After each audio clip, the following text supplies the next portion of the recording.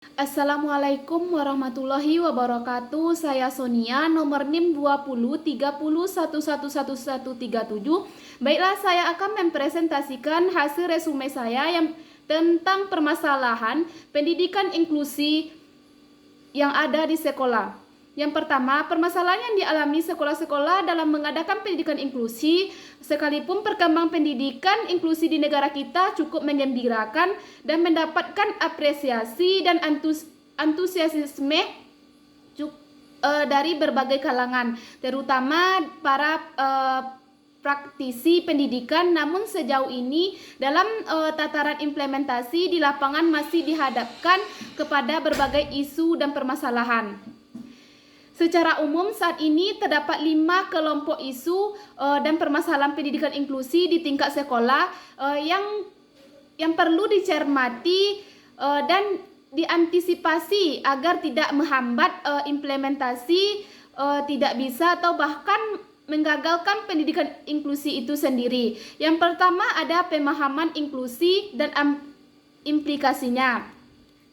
Pendidikan inklusi bagi anak atau berkelainan penyandang cacat belum dipahami sebagai upaya peningkatan kualitas layanan pendidikan, masih dipahami sebagai upaya memasukkan disabled children ke sekolah reguler dalam rangka kemudahan. Pendidikan inklusi cenderung dipersepsi sama dengan integrasi, sehingga masih ditemukan pendapat bahwa anak harus menyesuaikan dengan sistem sekolah.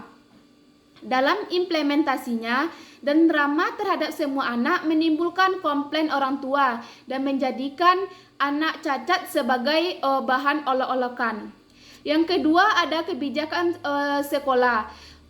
Sekalipun sudah didukung dengan visi yang cukup jelas menerima semua jenis anak cacat, sebagian sudah memiliki guru khusus.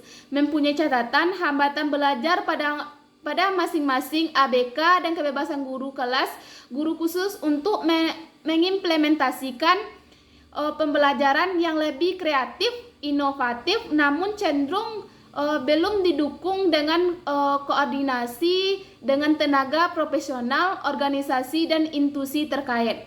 Masih terdapat kebijakan yang kurang tepat, yaitu guru kelas tidak memiliki tanggung jawab pada kemajuan belajar ABK, sedangkan keharusan orang tua ABK dalam penyediaan guru khusus. Yang ketiga ada proses pembelajaran. Di sini proses pembelajaran belum dilaksanakan dalam bentuk teaching, tidak dilakukan secara terkoordinasi. Guru cenderung masih mengalami kesulitan dalam merumuskan kurikulum, pembuatan IEP, dan dalam menentukan tujuan materi dan metode pembelajaran. Masih terjadi kesalahan praktek bahwa target kurikulum ABK sama dengan siswa lainnya, serta anggapan bahwa siswa cacat tidak memiliki kemampuan yang cukup untuk menguasai materi tersebut. Karena keterbatasan fasilitas sekolah, pelaksanaan pembelajaran belum menggunakan media dan lingkungan yang beragam sesuai kebutuhan anak.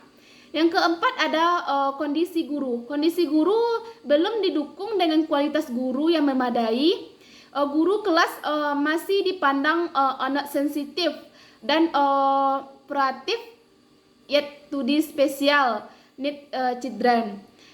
Keberadaan guru khusus masih dinilai belum sensitif dan proaktif terhadap permasalahan yang dihadapi ABK.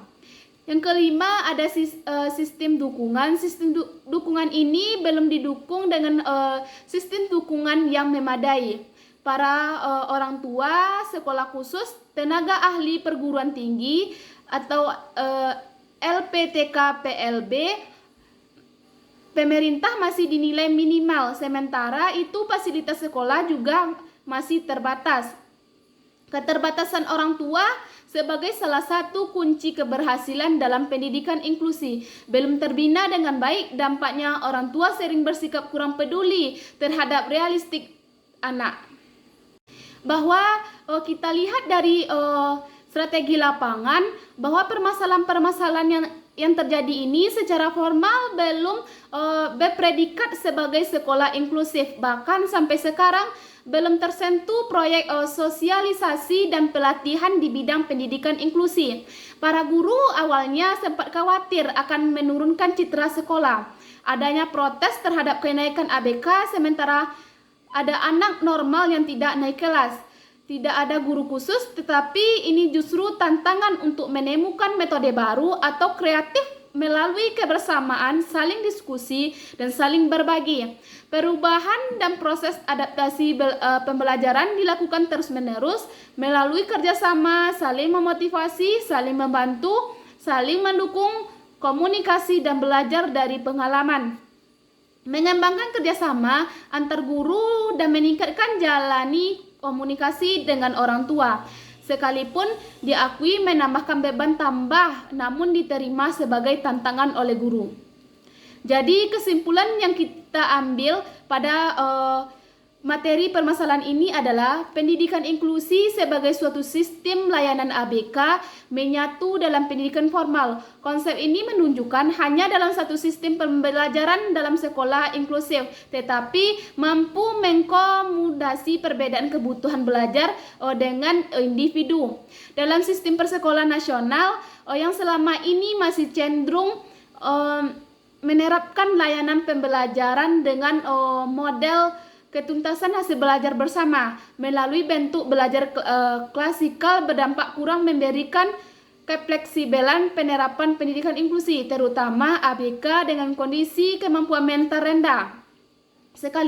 Sekalipun perkembangan pendidikan inklusi di Indonesia saat ini semakin diterima dan berkembang cukup pesat, namun dalam tataran implementasinya masih dihadapkan kepada berbagai problema, isu permasalahan yang harus disikapi secara bijak sehingga implementasi tidak menghambat upaya dalam proses menuju pendidikan inklusi itu sendiri serta selaras dengan filosofi dan konsep-konsep yang mendasar.